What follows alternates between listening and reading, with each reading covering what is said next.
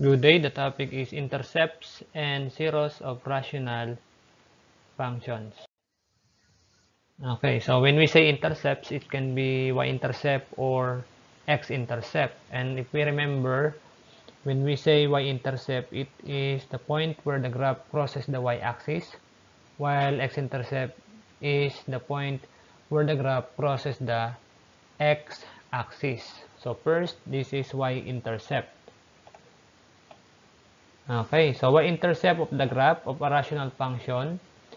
So we have r of x if it exists. So yun, pwede lang siya kung yung denominator ay hindi 0. Of course, at r of 0, ibig sabihin, evaluate natin ang function using x equals 0. So provided that yung r of x is defined at x equals 0. So to find the y-intercept, simply evaluate the function at x equals 0. So if we have a rational function, let's say we have f of x equals x plus 1 over x minus 2. So, paano natin makukuha yung kanyang x-intercept? So, to find the x-intercept, evaluate natin at x equals 0. So, anong nangyayari dito? So, we have 0 plus 1 over 0 minus 2. Therefore, we have 1 over negative 2. So that is f0, and then f0 or y is equal to negative 1/2. So paano natin titingnan yung point niya? So when x is equal to 0, then y is equal to negative 1/2. So kung meron tayong rough sketch ng ating graph, ayan.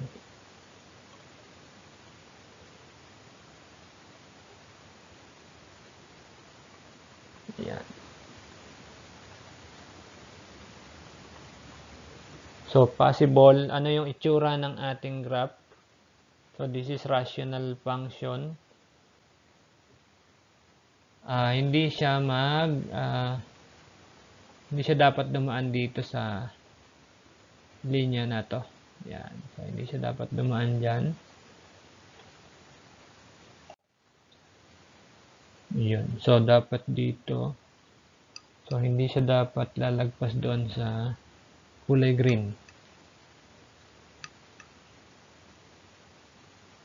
Yan. Tapos, meron tayo ditong isa pa. Yan. So, nasaan ang ating y-intercept? So, nandun siya sa point 0, negative 2. Or 0, negative 1/2. Okay, nandun yung ating y-intercept. So, sabi nga kanina, y-intercept is the point where the graph crosses the y-axis. And don't forget that our teacher always reminds us of putting an arrow to our graph to show that our graph is extending indefinitely. Next is the x-intercept. X-intercept of the graph of a rational function r of x if it exists, of course, at the zeros of the numerator that are not zeros of the denominator. So to find x-intercept, equate the function to 0. So pag x-intercept, equate daw natin ang function to 0. So if we have the same function, f of x is equal to x plus 1 over x minus 2. So kung gawin natin 0 yung function natin, then we have 0 and then x plus 1, x minus 2. So, tanongin natin, di ba, since ang x-intercept, sabi natin kanina, is the point where the graph crosses the x-axis. So, we let y equals 0 and we need to find the value of x.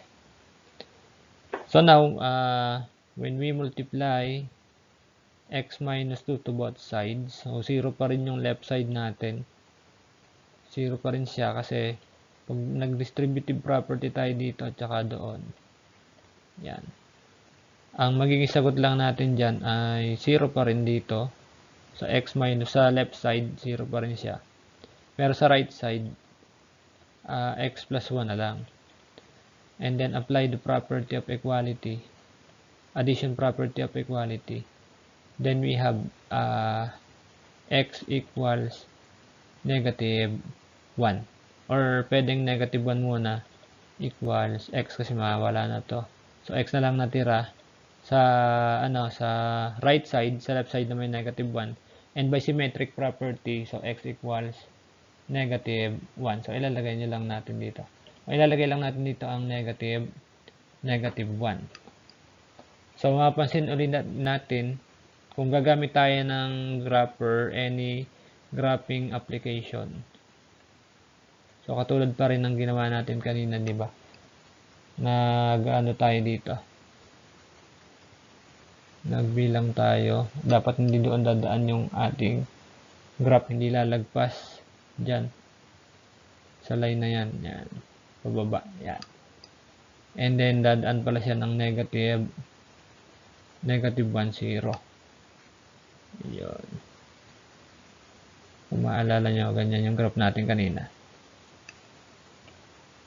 Yan. So, nandito yung ating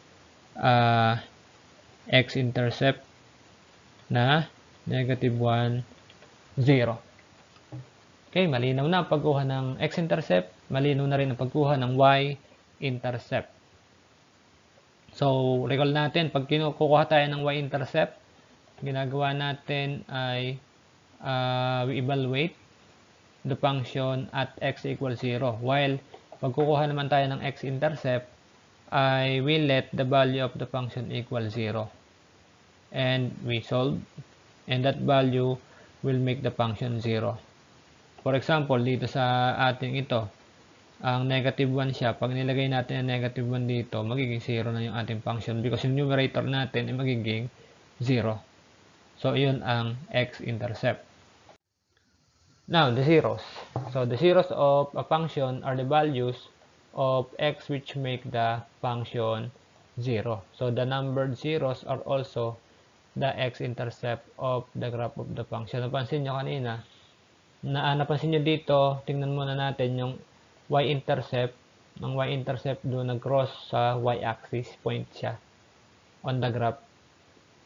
Diba? That cross the y-axis. And then, pag sinabi namang x-intercept, point din siya ng graph na yan, na nag-cross naman doon sa x-axis. So, sabi dito, the zeros are also the x-intercept of the graph of the function. So, yun din yung kanyang 0, yung x-intercept. Okay? So, paano kukunin yung zeros? So, siguro madali din lang yan kasi katulad din lang siya ng pagkuha ng x-intercept. For example, find the x and y intercepts of the following rational function. So, if we have this rational function, so kunin natin yung x-intercept. Ngayon, this time, unahin natin yung x-intercept.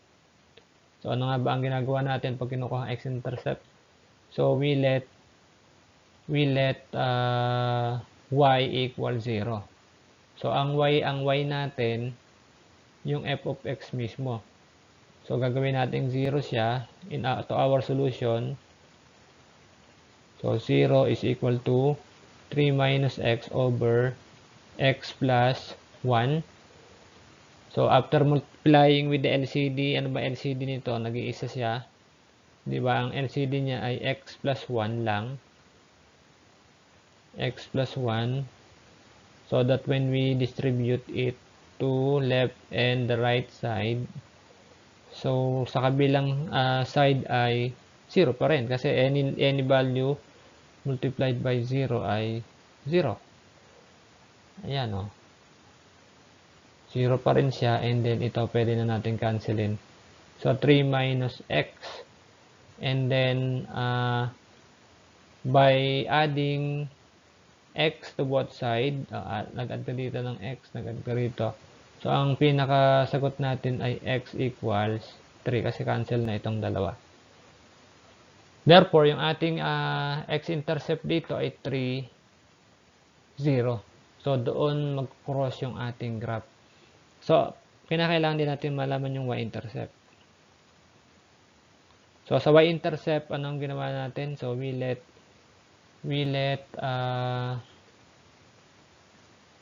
x equals 0. So, doon sa function natin, okay, sa function natin na f of x is equal to 3 minus x over x plus 1. So, we let x equals 0. Yan. So, or we will evaluate the function using 0 for x. So, 3 minus 0 over 0 plus 1.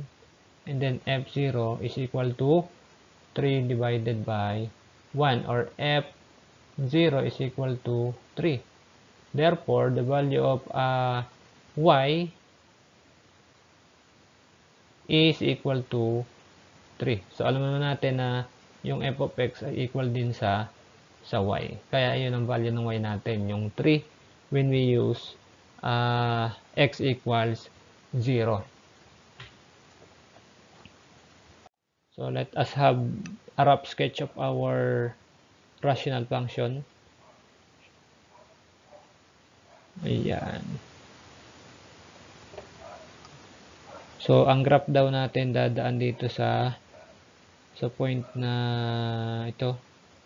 So, this 3 and that is 3.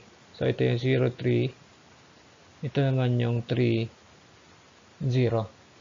So, anong itsura ng graph natin?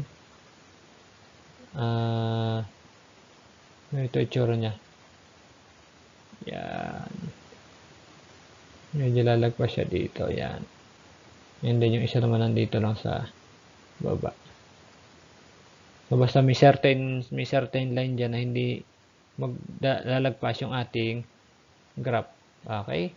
So, this is finding the x and y intercepts of this function.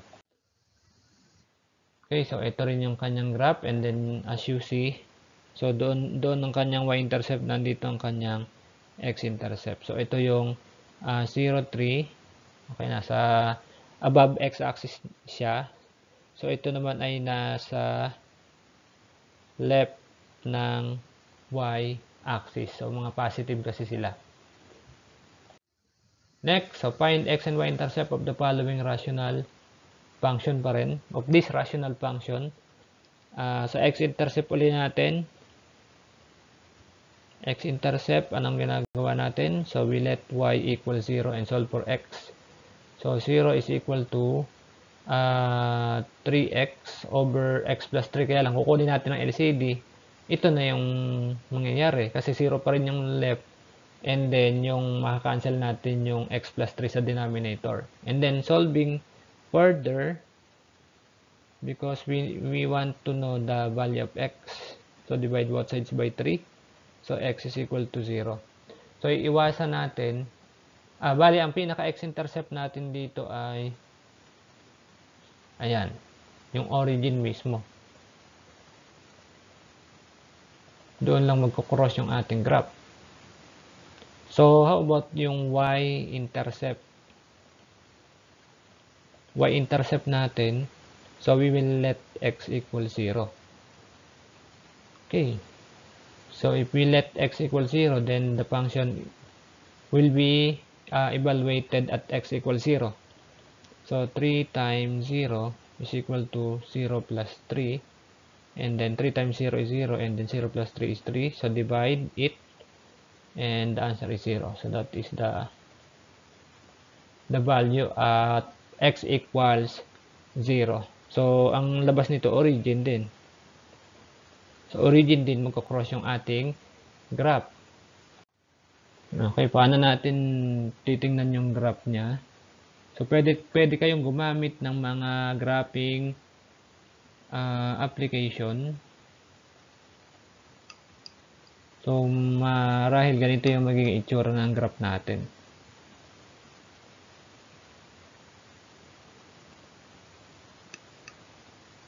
So, sabi dadaan sa origin yung ating graph. Yan. Maaaring ganyan yung itsura ng graph natin. So, bali, ang pinaka x-intercept niya ay origin, tapos yung y-intercept niya ay origin pa rin. Okay? So, next. So, hindi ito yung pinaka ng graph niya. So, mali ito. Tama yung unang ginawa natin sa previous slide. And then, dito tayo determine the zeros of rational function. So, sabi natin kanina na ang zeros ang rational function is also parang yun din yung x-intercept. Yun nga lang, yung x-intercept ay we denote it using yung point or yung coordinate. Dito naman sa zeros ay yung value ng x mismo. So, ngayon, to find the zeros of this function, ganun pa rin. So, we let the function equal 0 and then x minus 2. So, ayan na yun. Because we only allow the numerator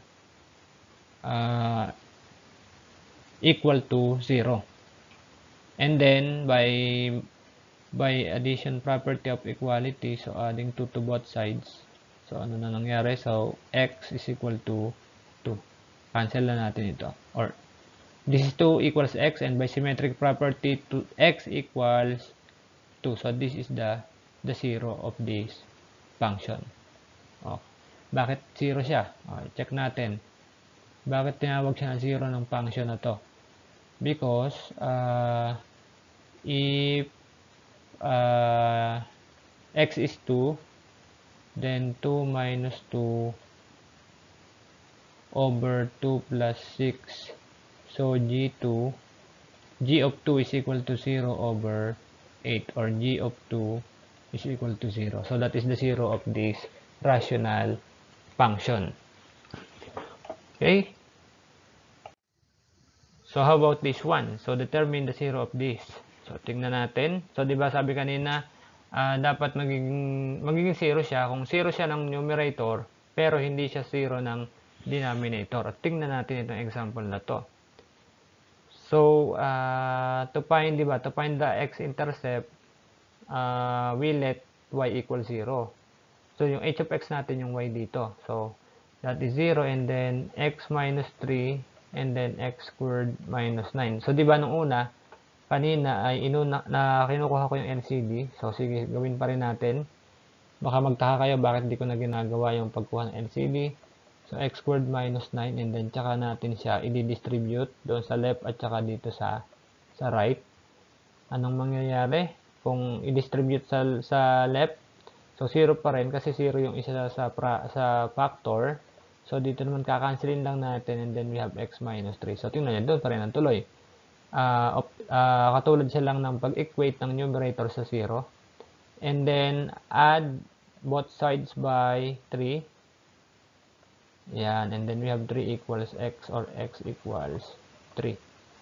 So, ayan na ba yung 0? Dapat ay masatisfy natin na hindi magsisiro ang denominator. Ano ba yung denominator natin? Denominator natin dito ay yung x squared minus 9. So, if we replace it by this value, so this is 3 squared minus 9 is equal to 9 minus 9 equals 0. So, 0 din siya ng denominator, kaya hindi siya 0 ng rational function.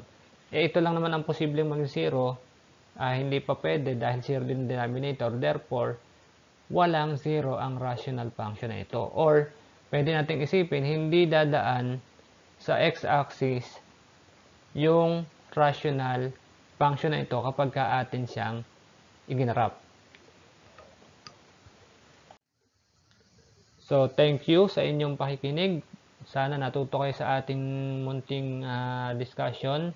Sa susunod nating topic ay pag-uusapan natin ang asymptotes. Maraming salamat!